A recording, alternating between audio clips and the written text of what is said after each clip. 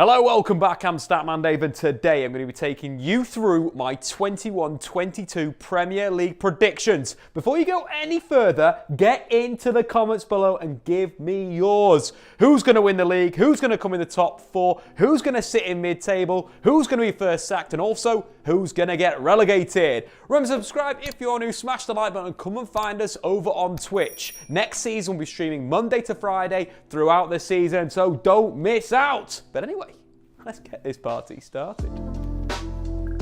But before we get started on my favourites for relegation, I want to get your predictions in the comments below. Who's going to get relegated, who's going to be in the top four, who's going to lift the title, and which manager will be sacked first, and of course, who's going to win the Golden Boot. Unfortunately for the new boys, I think all promoted sides to the Premier League will get relegated. Norwich's squad isn't as good as the last time they won the Championship, only to finish bottom of the Premier League. And to make matters worse, they've sold their best player. Bundier was on another level last season. Not only did he finish the season with 31 goal involvements, but he created 42% more chances than the next best player in the Championship. If Norwich had hung on to the Argentine, they might have a chance, but without him, I think they're doomed from the start. Billy Gilmour will get valuable minutes on loan, whilst the likes of Cantwell, Aarons and Fupi will all give a decent account of themselves. But new signing, Milo Rashica, is the guy I want to watch. He was on RB Leipzig's shortlist to replace Timo Werner. Even if Norwich do get relegated, Rashica will stay in the Premier League for years to come. Watford, meanwhile, are in a similar situation to Norwich. Relegated in the 2019-20 season, Watford have returned to the top flight with basically the same squad that was relegated, and I see this season ending the same way. They've recruited reasonably well, adding young, sellable talent for cheap with 23-year-old Emmanuel Dennis and 22-year-old Imran Louza. It's probably the pick of the bunch for just 12 million. Watford's hopes on survival we pinned on last season's top scorer, Ismail Assar.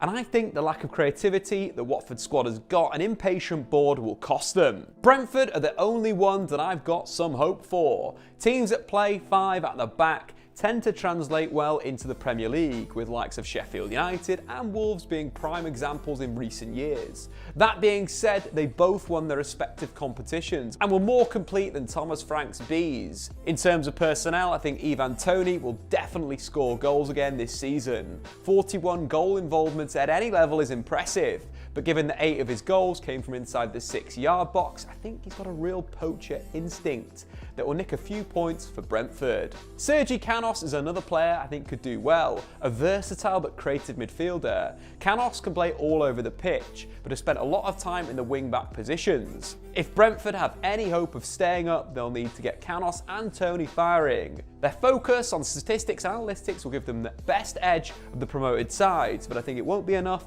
to not see them back in the Championship by 2022. Narrowly avoided the drop in my predictions are Burnley, Southampton and Brighton. Burnley had a tough end to the season and lost 7 out of their last 9 games. They've also got a tricky start to this season, facing 5 of last season's top 10. In the opening 6 games as well, they'll be without top scorer Chris Wood. The New Zealand international has been at the Olympics and may need time off before the season starts. But Burnley's biggest issue is they haven't improved their first team after finishing a place above the drop zone. Don't get me wrong, they've recruited well, adding 2 young centre-backs who they hope could replace Ben Mee and James Tarkowski. They just need something extra to fire them up their table, but at least they'll be safe. Southampton really concerns me. In 2021, no side picked up fewer Premier League points than the Saints, with them conceding more goals in that period than anyone else. They've done well to address their major problem at fullback, particularly with left-back Roman Perrault, who's a big improvement on Ryan Bertrand. A tough tackling, attacking fullback, the Frenchman will add much needed aggression and creativity to Southampton's left-hand side. His 60 pass-creating actions from open play last season was more than any Southampton player managed, whilst his 108 tackles plus interceptions would have ranked him 4th in the Saints squad. This season is arguably the biggest in Hasenhüttl's career. The Austrian managed to turn things around last time when they got a bit choppy by reverting to his favoured 4-4-2. But now that's failing him, he needs to come up with some new ideas. The big caveat here is Danny Ings. Despite looking for a move to a bigger club, he's still lethal on his day, and if he can stay fit like he did in the 1920 season, the Saints should shoot up the league, but that is a big if. But now let's talk about the sack race. With a tricky first 8 games of the season, Ralph Hasenhüttl could find himself in real danger if he doesn't pick up points against the likes of Burnley, Watford and Aston Villa. I also think Patrick Vieira could come under early pressure, with Palace investing well in young talent and the new exciting attacker in Michael Olise. Expectations could be set high at Sellers Park, but with an opening 8 fixtures that include the likes of Chelsea, Spurs, Liverpool, Leicester and Arsenal, Vieira may struggle to deliver. But my pick to be sacked first is Isco. With just 38 games of professional management under his belt, Isco is a baby in the managerial world. The issue for coaches at Watford is that they are the most trigger-happy club in the league. As soon as things start to look bad, the Hornets board will make changes, starting with the manager, which is why Isco is my favourite to be sacked first. Back to the table, and Brighton will want to start climbing up the league. According to expected points last season, the Seagulls should have finished in 5th place and been 20 points better off.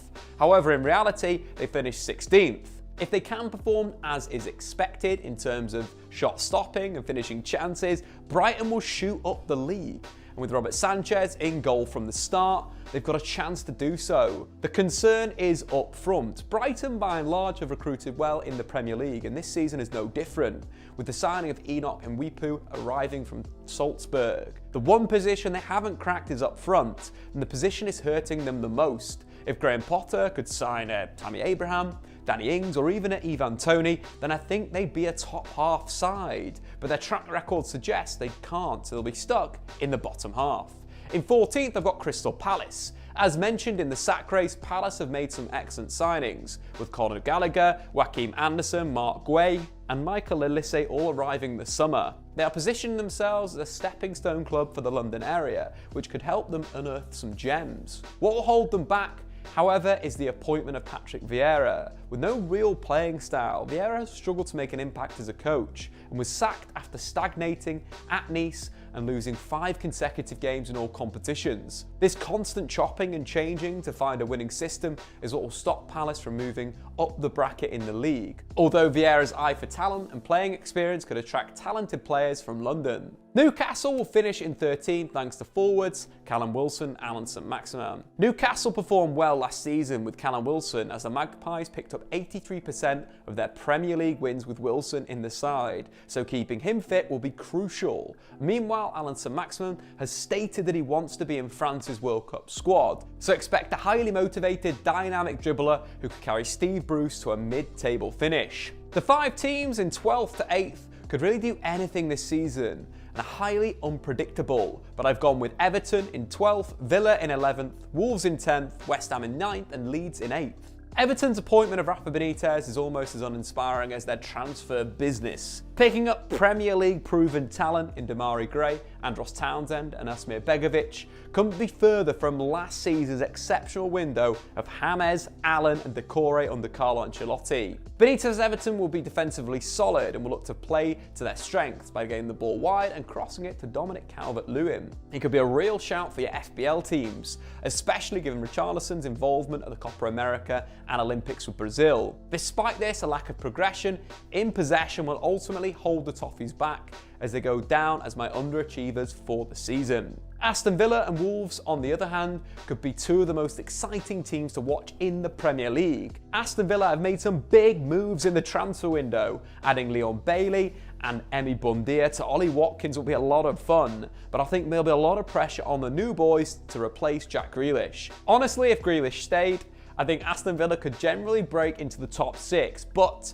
for his own career, it'd be crazy not to move to Manchester City at this point. And the loss of Grealish, not to mention John Terry, is what keeps Villa in the bottom half of the table for me. Under Bruno Lage, I expect Wolves to become a lot more free-flowing in attack. They've got some seriously talented forwards, with Raul Jimenez returning back from injury, linking up with Daniel Podence, Adama Traore, Fabio Silva, Pedro Neto and Francisco Trincao. At Benfica, Lage deployed a 4-4-1-1 with João Felix as a second striker, and that's something I'd love to see similar at Wolves. But in pre-season, he's gone more of a 3-4-3, it's a little bit more reserved, and that's why I expect a solid 10th place finish. West Ham in 9th might seem harsh, but last season's 6th place finish was a massive overachievement from the Hammers. With their squad in its current state, I think they're a little bit over-reliant on Mikel Antonio up front. If they could get Jesse Lingard back, maybe they'll be knocking on the door of 6th and 7th place again. But with the Europa League football, I think the Irons are a little light through the middle. That being said, David Moyes proved to be excellent at maintaining a league position during his time at Everton, so don't expect West Ham to be too far off the pace. Leeds in 8th is my biggest gamble. Are they a very good side, or will they suffer from second season syndrome? Let me know what you think in the comments, but I think they're a top side. They've hardly recruited, replacing Alioski with Juno Fimpo and added Jack Harrison on a permanent basis, but Diego Llorente will be like a new signing. The Spaniard played just 91 minutes in the Premier League from signing for Leeds until the middle of February. But since that time, coming into the side, Leeds have been exceptional. In fact, since the 23rd of February, only Liverpool picked up more points in the league than Leeds, and I expect them to carry this form into the new season. Whilst they're a known threat, Leeds under Bielsa are very difficult to stop. And with a more regular schedule this time round, they could be even more intense than last season. I think the top 7 are broken up into 3 clear groups: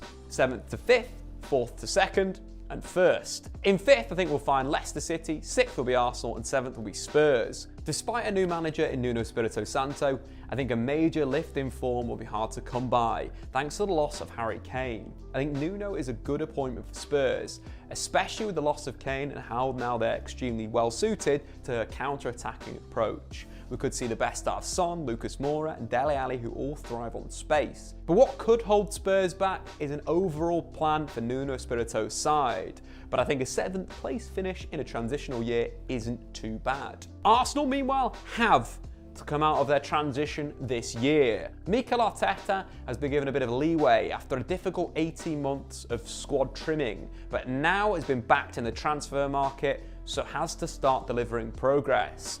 Arsenal create a lot of their own problems with simple defensive lapses and mistakes in possession, but the additions of Sambi Lokonga and Ben White should see a long way to reduce these errors and snatch 6th from Spurs. Adding a creator in like James Maddison, however, will set them up for future success, guaranteeing a top 6 finish. Personally, I'd choose Aouar for a third of the price, but Maddison will produce results from day one, something Arteta is relying on. Even if Leicester do sell Maddison to Arsenal, I don't think that'll be enough of a swing to cost them 5th place.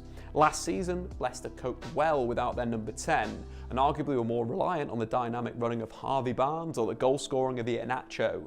They've also got Yuri Tielemans, who could adopt a more attacking position, especially with the arrival of Samore. The Foxes have had another stellar transfer window, improving their squad, replacing Jamie Vardy with Patterson Daka, adding that to their consistency and evolution under Rodgers, and for me, it's hard to see them finishing outside the top 5. And finally, let's talk about the top 4. I think if the window shuts today, anyone could win the title. Chelsea won the Champions League last season, and since Tuchel's appointment, have more expected points than anyone else in the league. Liverpool have got their best defenders returning and have reinforced the position one of the best talents in Europe, whilst Manchester United finished 2nd last season and massively improved their starting 11. Unfortunately, the window isn't shutting today, and it looks like Manchester City are about to add the best goal scorer and 2nd best creator to their squad. And with that team, City will win the league at a canter. Kane will probably win the Golden Boot, probably breaking loads of records in the process. In terms of predictions, for the last 3, I think Chelsea, alongside Man City, have the best squad in the competition, but Chelsea are lacking a striker. Kai Havertz and Timo Werner will share their role, but alone won't be enough to overcome United and Liverpool over 38 games. So for me, it's Chelsea in 4th. However, with Chelsea now looking nailed on to re-sign Romelu Lukaku,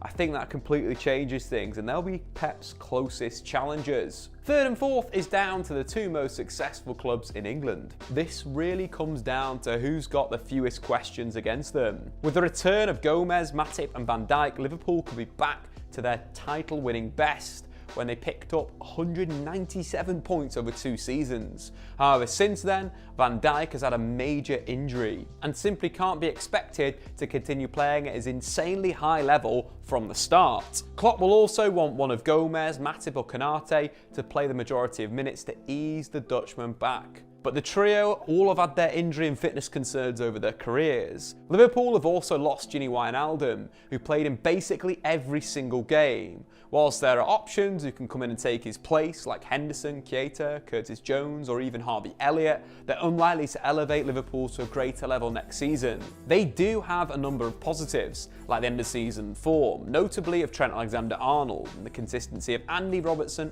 and Mo Salah, but there's a concern over Sadio Mane and Roberto Firmino's poor form. Meanwhile, at Manchester United, they were undoubtedly the second best team over the course of last season and have massively strengthened with the arrivals of Rafael Varane and Jadon Sancho. There are also questions about how players adapt to new leagues, but the pair are world-class players that will take Solskjaer's side up a level. The only question mark is who is Manchester United's number 9, but with options like Anthony Martial, Mason Greenwood and Edison Cavani, Solskjaer should be well covered in that position. So for me, it's Liverpool in 4th, Manchester United in 3rd and Chelsea in 2nd, but honestly this could be any order. These 4 clubs have broken away from the rest of the Premier League and I wouldn't be surprised if we saw 3 or even 4 teams in this season's Champions League semis. Last season, the only question marks against Chelsea was their ability to score goals, but the return of Lukaku really fixes this. The Belgian has averaged 17.8 goals per season in his senior career and has scored more than 20 in his last 2. But over a 38-game season, I think Manchester City have got too much quality. That's before you add in Kane and Grealish. So that's why I think they're going to win the Premier League and it'll be number 4 for Pep Guardiola. But anyway guys, what do you think? Let me know your predictions in the comments below. I've been Statman Dave. Come and find us over on Twitch Monday to Friday and we'll see you soon. Thanks for watching. If you've enjoyed this video, why not check out some more content on the Statman Dave YouTube channel.